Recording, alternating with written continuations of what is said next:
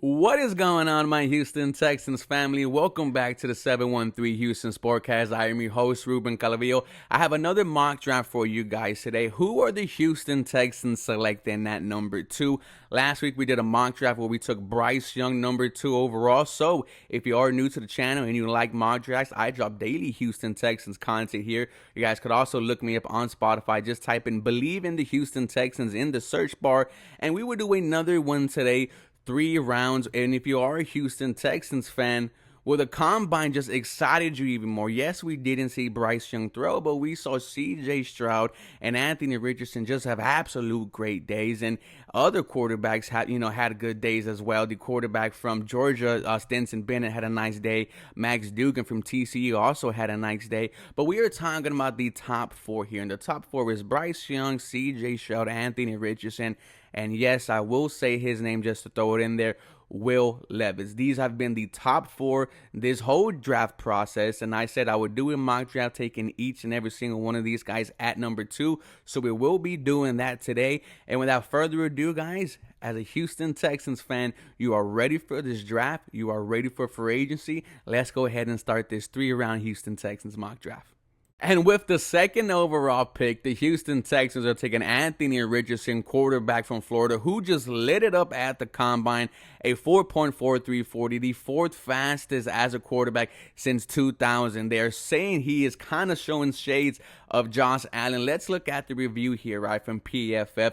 Richardson personifies the boom or bust moniker. His physical tools aren't just the best among all quarterbacks in this class, they are arguably the best since Cam Newton in 2011. He broke 39 tackles on 97 carries this season for 713 yards and couples that with mobility and probably the strongest arm in the class. On the flip side, his accuracy is a major issue, right? He did complete, I think, about 50% of his passes this year. Richardson's 28.2% uncatchable pass rate over the last 2 seasons is the 7th highest in the nation.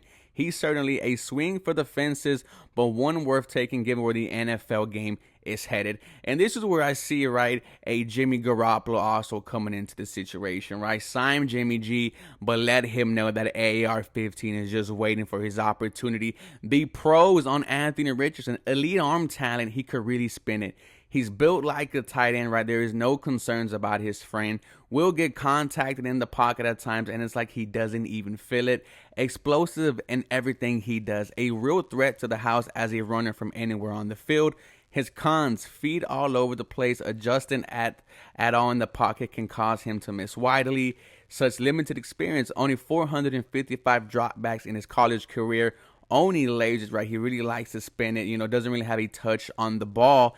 But this dude can win games. He is elite. The bottom line on Anthony Richardson, and this is, something that I wanted to read out here, and it goes, high-end plays win Super Bowls, and no one has a higher end in this class than Richardson. Now, what are the chances he reaches that or even comes that close? Well, this is why you have faith in D'Amico Ryans. This is why you have faith in Nick Caserio to get this quarterback on the right track and win some Super Bowls. This is the only time I've seen Super Bowls mentioned with any of the quarterbacks over here. That is a type of potential that Anthony Richardson has. He is who I will be selecting at number 2 overall for the Houston Texans. And at pick 12, the Houston Texans will be giving Anthony Richardson a number 1 wide receiver, and that is Jackson Smith-Njigba from Ohio State, who, didn't really play this year, was dealing with a hamstring injury the whole season, only appeared in 3. The review, a 5-star recruit, Smith-Njigba opted to go to Ohio State, where he totaled 10 receptions as a freshman. His 2021 season was his most impressive in college as he finished the year averaging 4.1 yards per route run, a better mark than teammates Garrett Wilson and Chris Olave, dudes who got votes for Offensive Rookie of the Year, who were both selected within the first 11 picks in the 2022 NFL Draft. And it says right there, he had a hamstring injury that limited him. His pros, he gets it. His attention to detail is well beyond his years on sophomore tape. Carries mass in the lower half, won't go down with arm tackles after the catch. He's ultra reliable, kind of receivers QBs build rapport with quickly. When you're talking about the offense, this Houston Texans are going to run a lot of play action, a lot of pre-snap movement. You want a well-defined route runner, and that is exactly what JSN is, right? Some of the cons on him: lackluster speed, won't run away from safeties, largely a ground player, limited windows over the middle of the field, not really a jump ball threat, and played all of 60 snaps in 2020 due to a hamstring injury. You know, we didn't really get to see him shine this year, which everyone was expecting, but nonetheless, the bottom line on JSN, if you don't have a well-defined slot role in your offense, JSN isn't worth a first rounder. If you do, he should be your wide receiver number one. I think AR-15 and Jack the Smith and Jibba would do great things here in NRG, and he is my pick for the Houston Texans at number 12. And at pick 33, I am investing into this offense. I am investing into AR-15 and Dameon Pierce. I am having a Florida reunion. I am drafting Osiris Torrance, left guard. The review on him: Torrance started his career at Louisiana Lafayette, claiming the starting left guard role for the Raging Cajuns from the second game of the season. He went on to allow just 12 pressures across his first 2 seasons in college, none of which were sacks or hits. After the 2021 season, which he posted a career-best 88.2 PFF grade, Torrance transferred to Florida. The step up in competition wasn't an issue for him, and he once again went a full season with no sacks or hits allowed while posting an 89.9 PFF run blocking grade. Some of his pros on Osiris Torrance: steady as can be. He rarely gets overextended or loses control. Easily people mover ability. He toys with defenders when he gets his hands on them. Massive hands, 11 1/4 inches that won't let you go once they get engaged. Osiris's cons: average foot quickness, but that's not expected for a guard his size. A little robotic in his pass sets, but that doesn't help his range limits. Could stand and go for kill shots more often. At times, he is content to just hold on to players. I think if you're the Houston Texans and Osiris Torrance is there at number 33, it is a no-brainer for you. One of the best run blocking guards in this class. You see here, he didn't allow a sack, even though he transferred up to Florida with much more competition. Build this offense, invest in this offense, and watch them flourish. I am taking Osiris Torrance at 33 overall.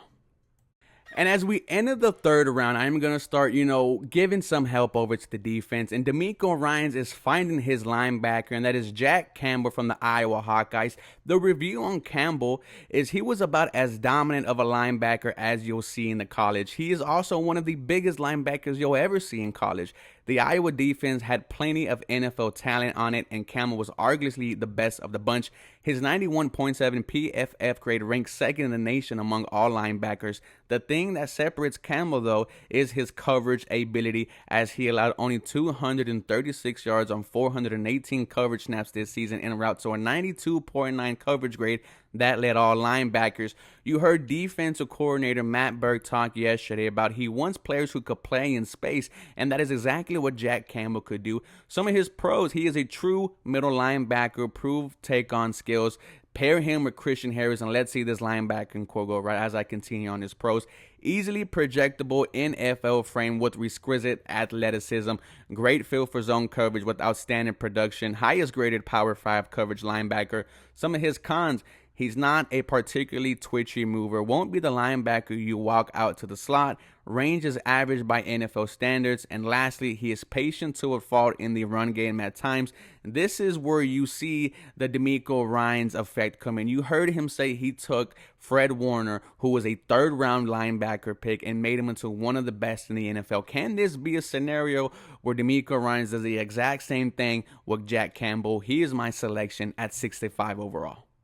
And to finish off this mock draft, we are selecting Garrett Williams, cornerback from Syracuse. The Houston Texans' bright spots last year was their secondary of Derek Stingley, Steven Nelson, Desmond King, Jalen Petrie, Jonathan Owens.